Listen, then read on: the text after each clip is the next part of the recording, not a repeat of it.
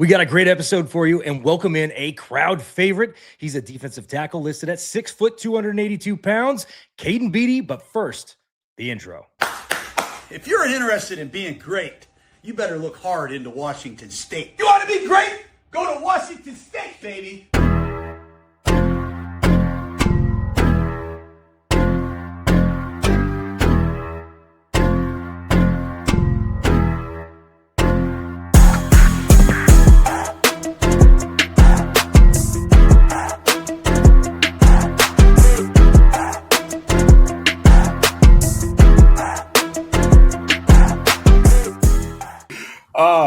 But yeah, Kaden, we are so stoked to have you, man. I'm serious. Like last year, we started doing this, and we were talking through games. There'd be so many moments. I mean, there was highlights I would run through, and the way that you react after a play, even. Oh, I get so excited. I show you. I got goosebumps talking about it. But yeah, so stoked to have you here, man. That.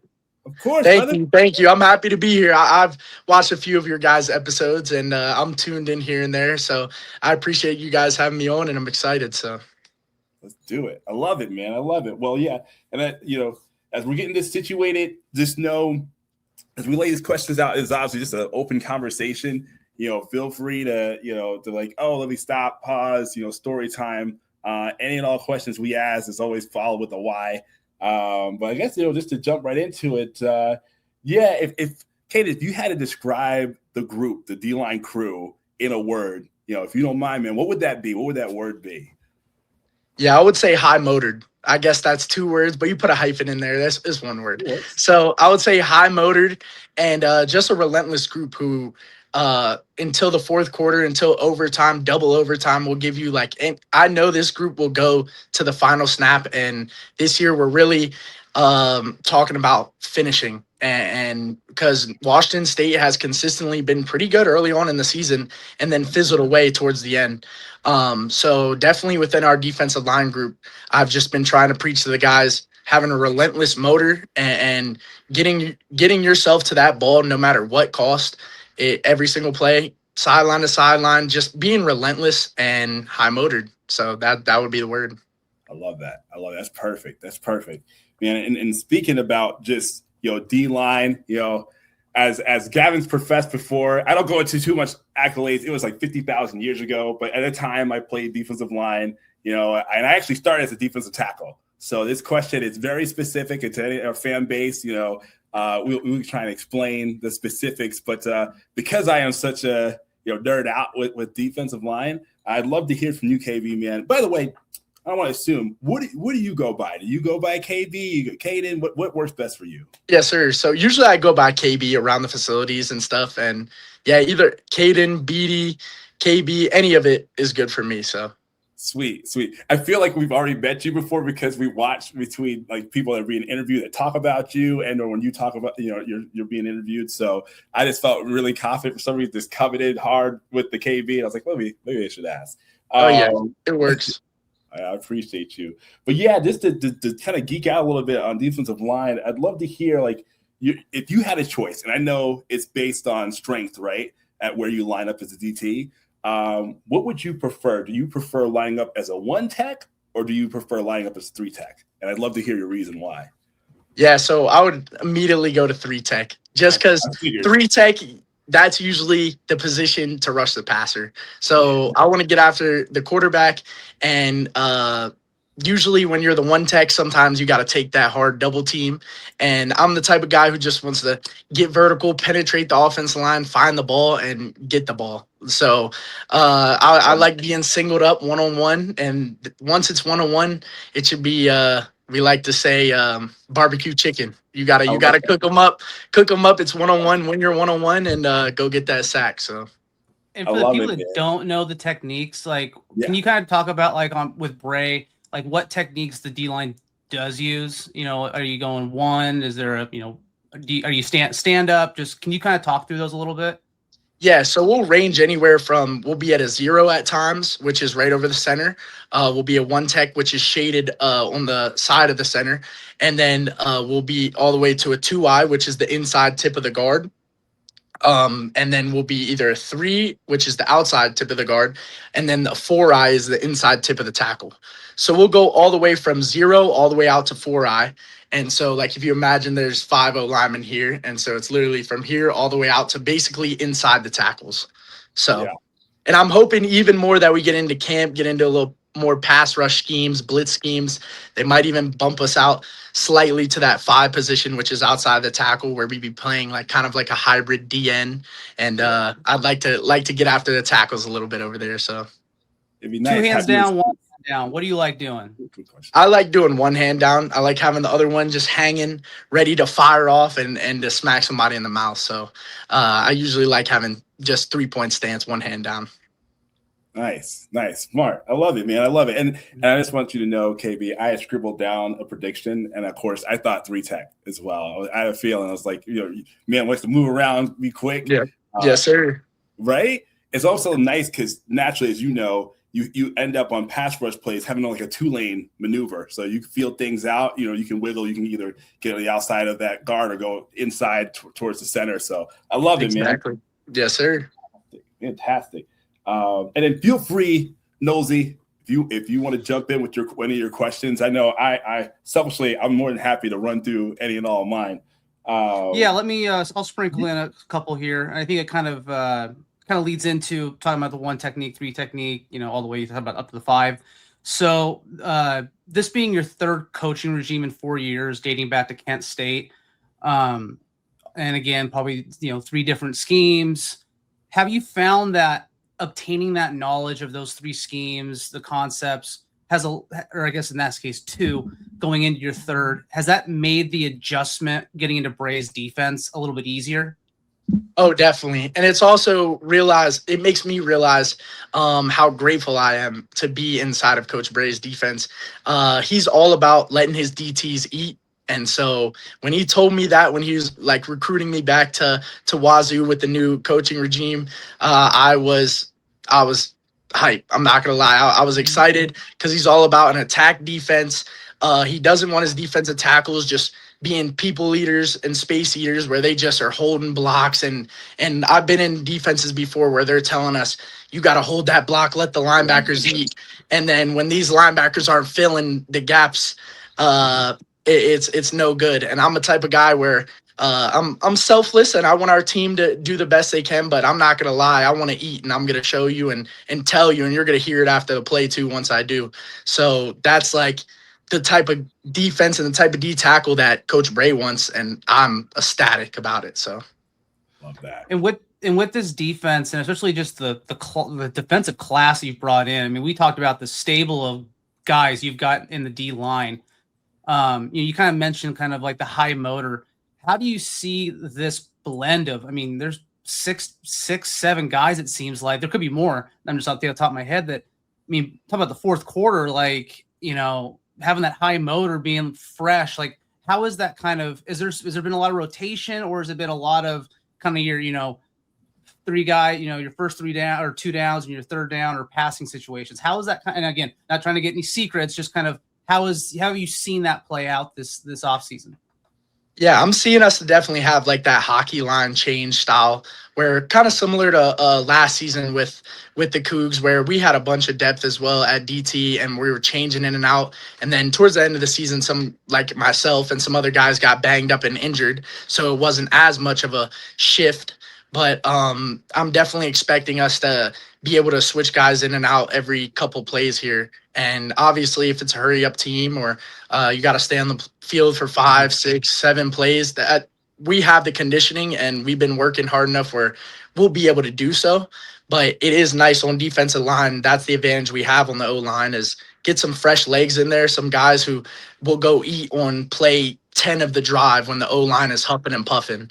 So I'm expecting we got a deep D tackle room, and even our guys that are 340 and 330, like Jira and DeMar J. Lewis, like those are big dudes, but they also are high motored and they're the type of guys that will track down screens at the sideline. And so even our biggest guys are high motored. So that's why that was my word for the entire DTs.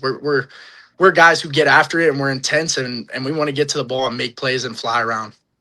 I love it. And I think that'll make a huge difference for, you guys popping off right at the start of the season with the Apple Cup, Oh, yeah.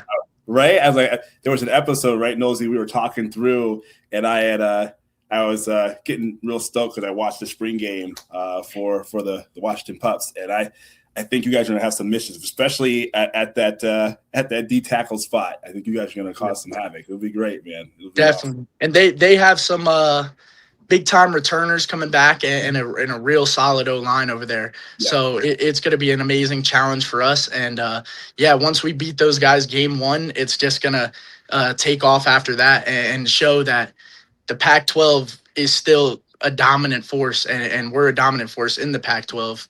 Like Big Ten, Pac-12, or Big Ten, SEC, ACC, we're just up there with those guys, and I want to show that. So, with all these new transfers that have came in, have they kind of gotten into the rivalry? Obviously there's different rivalries out there, but have they kind of gotten into the Apple Cup mentality? Oh, yeah. I want to get into it a little more with camp and really hit home about it. But we had guys like Jack Thompson come back and talk to us. Mm-hmm. We had I'm blanking on his name. Guy who got drafted second pick in the draft. Ryan Leaf. We had Ryan Leaf come back and talk to us. And they just really expressed to us what that game meant to them and what it means to this fan base, what it means to this community. And I just want to keep reiterating that to the guys because it's bigger than us. And being a Coug is being selfless and being bigger than yourself and bigger than just the program and the team. It's about the fans, the alumni, the people who have blood, sweat, and tears went through this place. And people say, like Jack Thompson was telling us, it takes a special person to be in Pullman. And I agree 100%. And I think it's just amazing how all the guys coming in, they just really embrace that and show that Coug spirit of having that chip on your shoulder and not taking any shit really. Oh, love it. Sorry, that's fine for us. But man, if there's a swear jar, I've already filled it up 3 times. I was going to say, if all the people, Nosy is the one, you're good. Got you. Love it. I love it, man. Well, and not to throw us off target here, but yeah, I'm just curious, if any yet, because this is so early on, KB. I'm just curious, any goal that you have, either for yourself for the season or as a crew within the D line or for the defense. I'd love to hear if there's any goals that you guys are starting to set so far. Yeah, so of course that Apple Cup, we need that back. So that's the first trophy we want this year, and then after that, it's completely in our realm of our grasp to be able to win a Pac-12 championship. I know it's a new staff. I know it's new players coming in. There's QB competition. There's all this stuff, but none of that matters. It's all on the work we put in every single day, our habits off the field, and just really buying into the culture, which I feel that guys are doing more and more. And that's what I tried to, we had a recruiting, what was it called? A players panel for parents and during some recruits. And what I was really harping to them is, yes, coaches are going to tell you everything you want in recruitment. All these different schools, the kids that are coming are having offers from all the Pac-12 teams.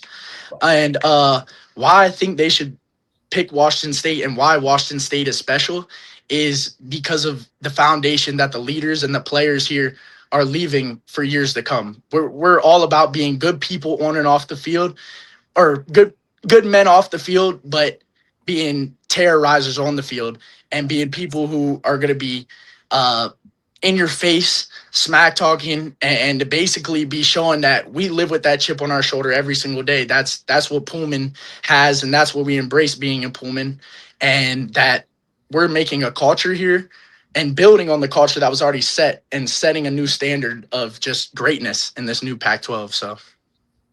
Man, I love that. That's fantastic. Thank you for sharing that, man. And then jumping back into D-line technique, again, no shape or form on this, but, as a pass rusher, as I see it, as even as you were starting to explain it, from picking a 3-tech over a 1-tech, which I get it if you have the choice. I know you don't, depending on how the strength lean from. Hey, don't get me wrong though. I could get jiggy at 1-tech as well. I believe that. I could take the center on and get a quick push pull and get a sack. So I might, once I get a sack this year at 1-tech, I'll have to call you up and be like, you see that? I got it. I'm like, whoop, get it, brother. I love it. But yes, right in that vein, man, what's your favorite pass rush move? If you want to share, end or counter, what would you say is like your go-to? What's at the hip? Yeah, my go-to would probably either be the club swim or the club rip. It's just my bread and butter that I've worked my whole life. I remember being 6 years old teaching that, and like little KB on the bags doing my little club rip. And then you rip that club up in there, and if they're clamping on you or they're on you, there's so many counters. You can get to a hump move, you can get to a spin, which I'm a big spin guy. Sometimes in practice, I try to do spins all the time, and they're like, all right, we're limiting you to 3 spins on the day, no more than that. But I just like trying different stuff, and the spin is just one that really works for me, being a guy who's already low and has that leverage to be able to slip underneath. Once they're over top, boom, get it right back in, spin inside, and make the play. So I love that. That's awesome, man. Perfect.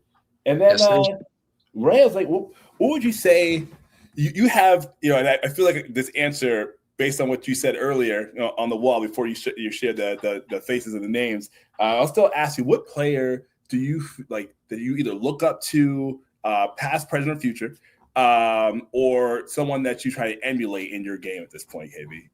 Yeah, so I know that you guys saw the J.J. Watt earlier. There's 2 players, though. J.J. Watt, for sure, just with when I was a young guy, everyone wants to play quarterback or they want to score and be a receiver.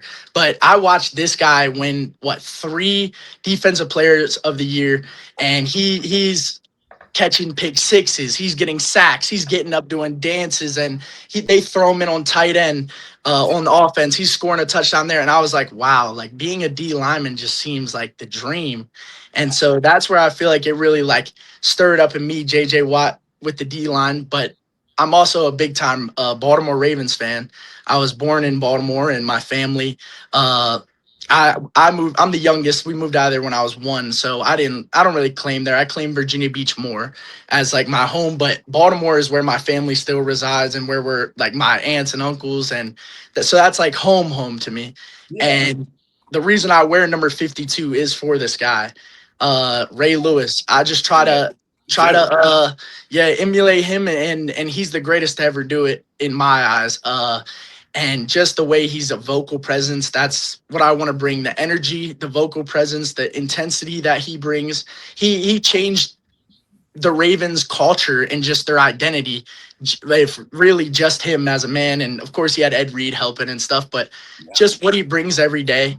And I feel like we're similar because he always talks about effort will get him seen. He wasn't the biggest guy.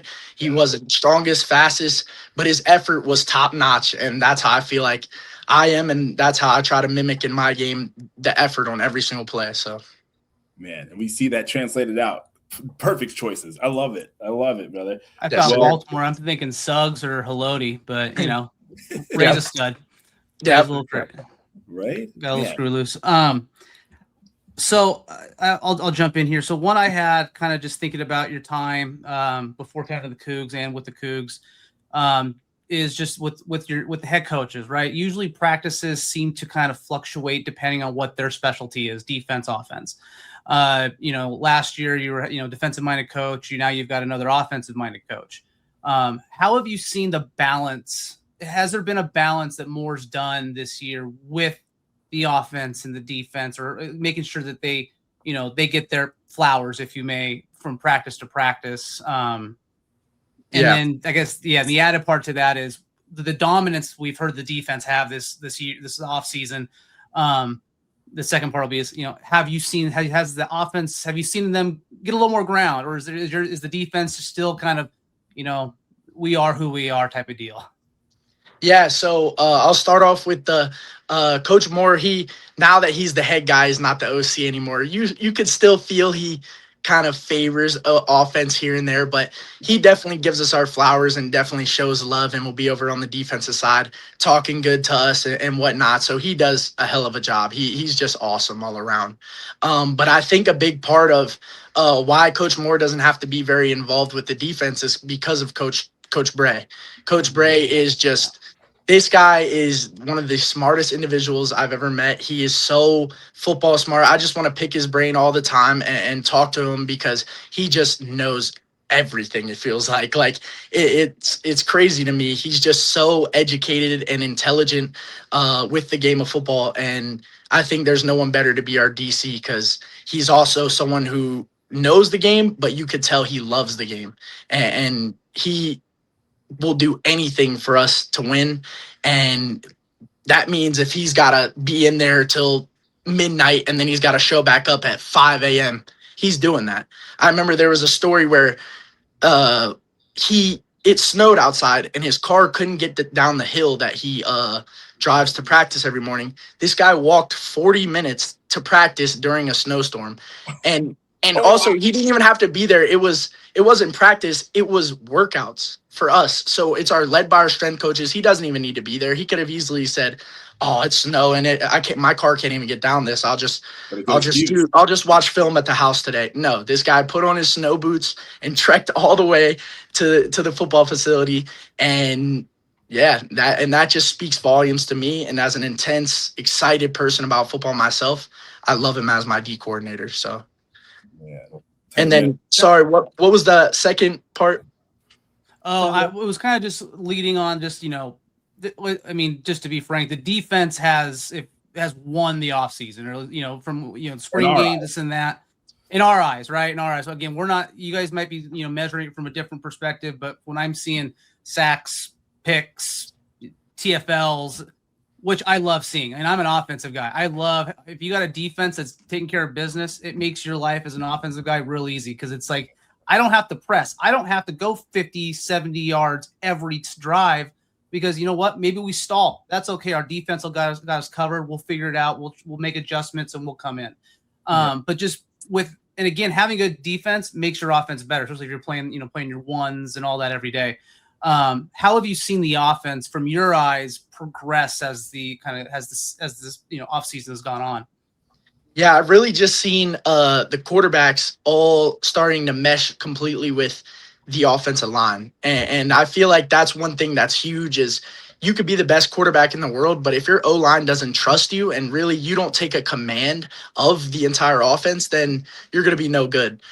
So I've just been seeing, the O-line together. This is, I'd say, one of the strongest O-lines that Washington State's had in a few years. Mm-hmm. We have some real good returners.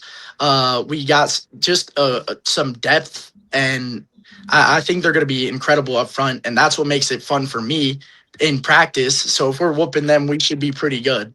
And just with how our offense is and the offensive scheme that Coach Moore is bringing in, and Coach Miller, I could just see sky's the limit for those guys. They just need to find their footing in the first game. And really, I feel like once they get a rhythm and start getting stuff together, it's just going to keep going like this.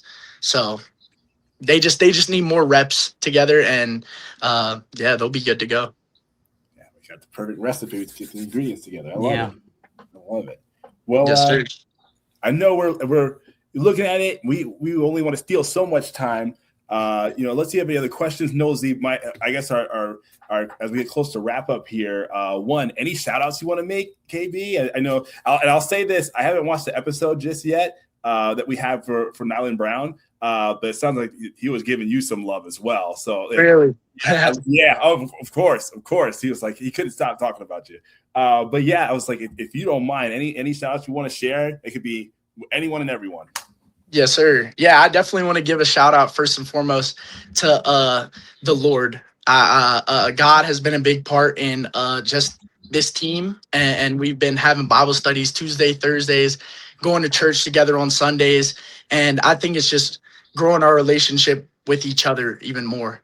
And that's why I want to shout out the Lord first and foremost. And then I want to right back at Nyland and Brown and Linus Zung. Those are my two best friends on the team, and those two have just been such a rock for me during this summer. They've been phenomenal, and as well as Tony Freeman, that's our other roommate. T Free, that's my guy, and he's just always just someone you can count on to just make you laugh and make you smile when you're feeling down. And my last shout outs I just want to give to my family, my mom and dad. I know they always tune into all my stuff, so I just want to shout out them and say that I love them so much, and that I'm working hard out here for you guys, and I'm working for the name on the front, but also the name on the back to really to make them proud, as well as my three older brothers who have really made me the guy that I am today. And really, I would not be in college football, like I said earlier, smashing dudes' faces in if it wasn't for them doing it to me when I was a little guy. So shout out to my big bros. And yeah, so. I love it. Fantastic. Great man. You're a great man. And then, if you are so intriguing, honestly, we talked about you again, ad nauseum. Where can we find you? Where can the fans find you, if anywhere, online? Yeah, so on my Instagram at Kaden.Beatty, and as well as I post videos on TikTok. I love posting TikTok videos and little just day in the life of a Division I athlete, stuff like that, and just to show them my journey as well, and to show that, yeah, people might think we're these crazy guys who got a little screw loose with all these tattoos and stuff, but we actually have a big heart too, and we're caring as well, and we just love people, and we just want to show that we got to switch, that we turn on that switch when it's go time on the field. It's time to be a crazy warrior and a dog, but then we also got that switch where you get off the field, you're a gentleman, and you're just a good person and loving to those around you. So phenomenal. You're the best, KB. Again, thank you so much for coming with us, UpWest Sports. Thank you guys. Right. Thank you. This is fun. I know Gavin has his catchphrase, but it's especially most appropriate with you here, man. As it always goes, big boys make noise.